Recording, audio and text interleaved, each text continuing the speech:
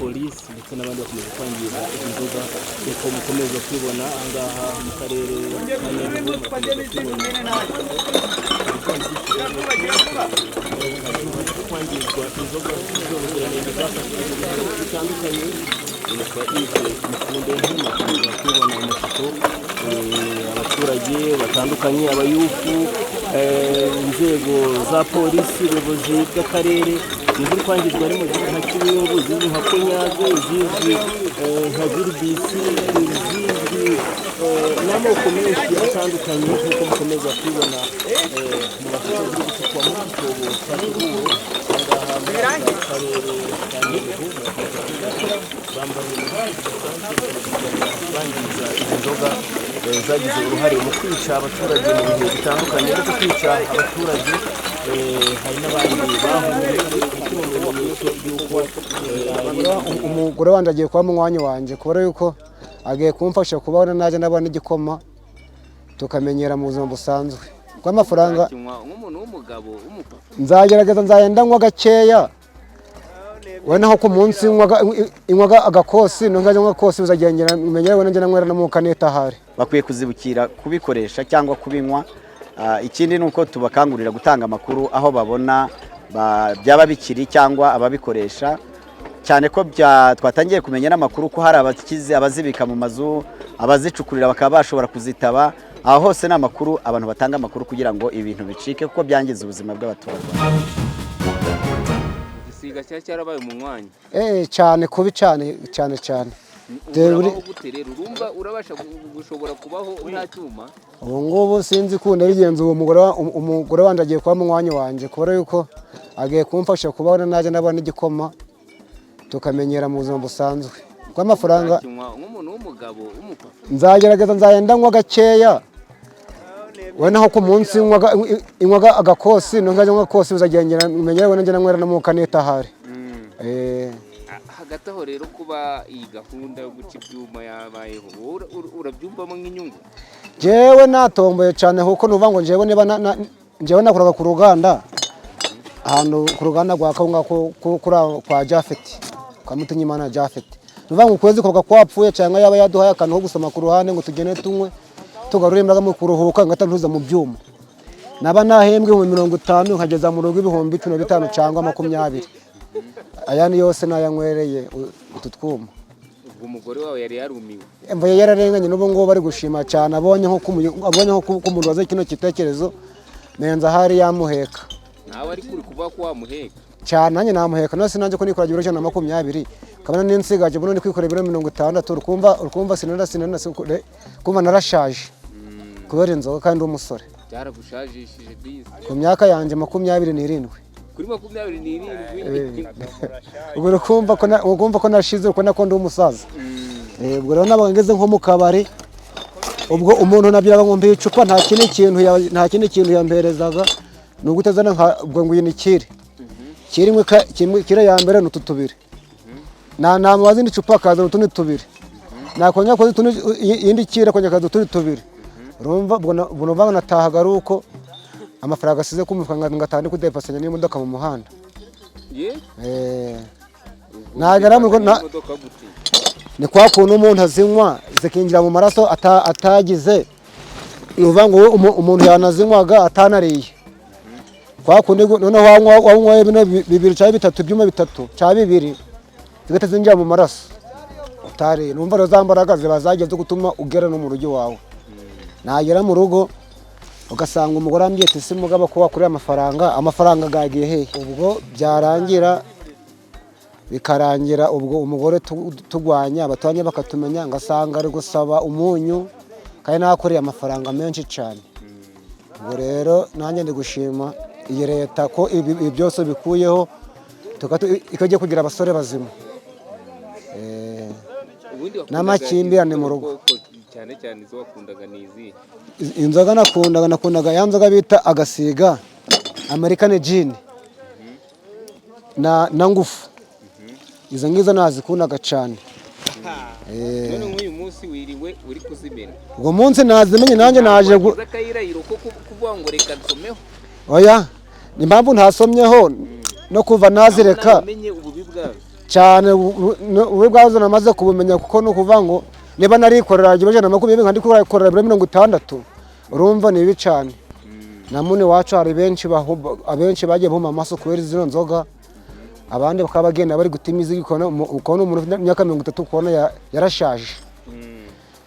Ubu rero akaba ariyo mpamvu iri gitugu natwe turi kugira iyi leta bidufashe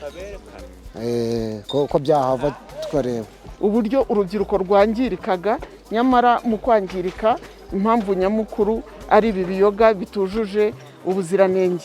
Rero ikindi navuga nuko nyuma yuko hatangiye ibi bikorwa byo gufata izi nzoga tugendeye ku rutonde rwari rwatanzwe ruriho inzoga zitujuje ubuziranenge na Rwanda FDA, byagaragaye yuko n'ibibazo n'ibyaha byagendaga biripotingwa buri munsi birimo kuba bikeya cyane mu nama zitandukanye, mu nteko z'abaturage ndetse n'abandi baduha ubuhamya batubwira yuko ndetse n'abagabo batahaga mu masaha ya 4 saa 5 ubu ngubu byavuyeho, ubona abantu barimo bataha ugasanga umuntu mu rugo, ababyeyi barimo baragera mu rugo hakiri kare saa moya, ndetse na wa mwanya wo kuganira kw'ababyeyi n'abana byibuze ukaboneka. Ni ukuvuga ngo rero hano harimo igisubizo cyane kuri twebwe. Igisubizo kirimo cyane ni uko noneho umuturage mu mirimo isanzwe, mu iterambere ry'akarere n'iry'igihugu muri rusange, ubu gahunda nitujyanemo kuko nta bindi bintu bimusubiza inyuma. Ikindi ni uko nabo ubwabo barimo kuvuga ko bagiye kwizigamira, kuko ya mafaranga yajyaga aho ngaho yatumaga gutanga mituweli bimugora, agatuma gutanga ejo heza biba ikibazo, ariko mu by'ukuri wabireba ukabona si uko bimunaniye gusa, ahubwo ni uko atabasha kwicara ngo atekereze ngo nakora iki, nakwiteza imbere gute, kubera uko kujya muri izo nzoga izi ngizi murimo mubona ahangaha zirimo zigenda zangizwa nk'uko byagiye bigaragara. Bamenye ko bafunze n'ingande enye zakoraga izo nzoga zitujuje ubuziranenge. Ese mukeka ko bihagije cyangwa mukurikije wenda n'amakuru n'ingano y'inzoga ziri muri aka gace bazenga ku bwinshi, muracyakomeje ibikorwa nk'ibi byo kuzishakisha? Inzoga turakomeje kuzishakisha, ni nayo message twahaye abaturage bacu, twahaye urubyiruko rwacu. Mwabibonye ko bitabiriye ari benshi cyane, kugira ngo twese dusangire amakuru ndetse banamenye n'ibikorwa n'ibyo ari byo. Icyo twabasabye cyane kandi dukomeza gusaba abaturage bacu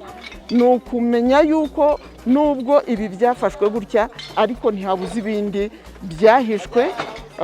bikiri hirya no hino. Aho ngaho nkaba nasabye kandi nkomeza gusaba buri wese ko agomba gutangira amakuru ku gihe. Nk'uko babizi, murabizi umuturage arazi tugira umutekano, buri wese aba ijisho rya mugenzi we, dukumira icyaha kitaraba dutangira amakuru ku gihe. Twabasabye gutanga amakuru kugira ngo aho byaba bigihishe aho ariho hose hamenyekane, noneho tumenye neza yuko tubimazeyo, tumenye ko ubuzima bw'umuturage wacu bugiye mu murongo igihugu cyifuza, bugiye mu murongo twifuza. Polisi ndetse n'abandi bakomeza kwangiza inzoga uko mukomeza kwibona ahangaha mu karere